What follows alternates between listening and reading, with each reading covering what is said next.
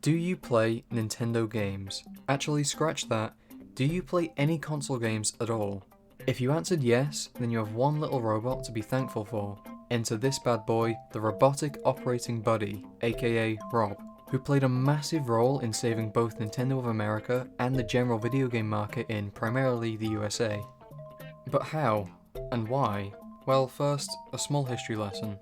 The year is 1983. Michael Jackson was on top, the UK got their hands on pound coins, and Ronald Reagan wanted to play Star Wars in real life.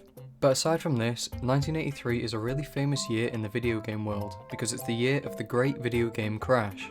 This happened for a few reasons, but to put it simply, the video game market became extremely oversaturated, and the games being released were generally of such a low quality that even Metacritic would only give them a 6.5 out of 10.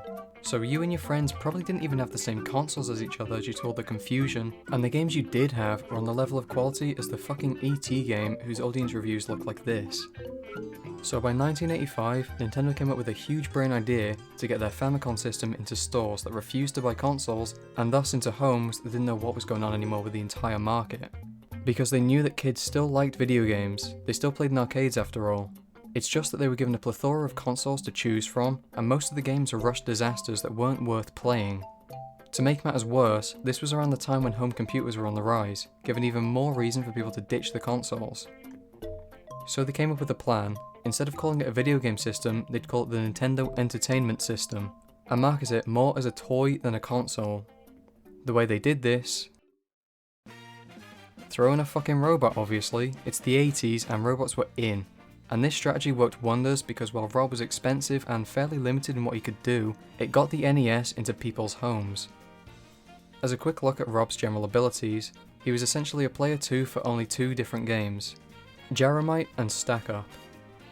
R.O.B had sensors in his eyes which basically let him read commands on the screen via flashes, which would tell him what to do.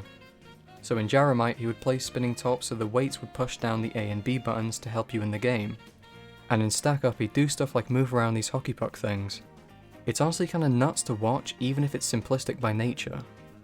These were the only two games that were published for R.O.B to play, but that doesn't really matter. In reality, his job wasn't to be this amazing and fun video game toy, it was to get the NES into people's homes so that they could buy games like Super Mario Bros.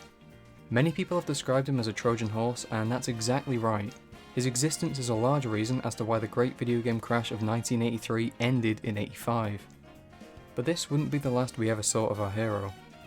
R.O.B made a bunch of different appearances in different games like WarioWare and Majora's Mask, but he really got his day in the sun once again in Mario Kart DS, where he's an unlockable character. What's really cool is that one of his carts is actually a reference to the Stack Up game. Look, it's his little hockey puck things. Honestly, I used to just think this was some kind of weird bathtub when I first played. His other cart is just a pair of friggin' legs, which I thought was hilarious because whilst this makes no sense for a karting game, it also doesn't seem to be a reference to anything as far as I know, so some guy just came up with it and Nintendo thought, fuck it, sure. Another nice little detail is that R.O.B's logo is the D-pad from the NES, so all around one of the best additions to a Mario Kart franchise, and we never see him again. Damn it, Nintendo. Okay, not to worry, because in 2008 we see him appear in Super Smash Bros. In one of the most amazing ways possible. Initially, he's disguised as a character called the Ancient Minister, but after he has a change of heart and tries to save his other robot brothers, it's revealed that he's R.O.B all along. Or just one R.O.B that grew sentience. It's not really explained how this works. But anyway, he joins the brawl and has appeared as a fighter in each Smash game ever since. Even though Nintendo sort of neglected this character for a long time, only having him appear in Easter eggs, they never really forgot about him.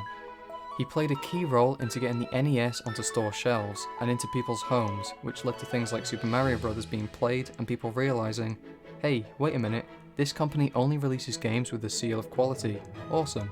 And bada bing bada boom, here we are today. Nintendo is no longer the undisputed king of console gaming, but you'd be a fool to say they aren't thriving.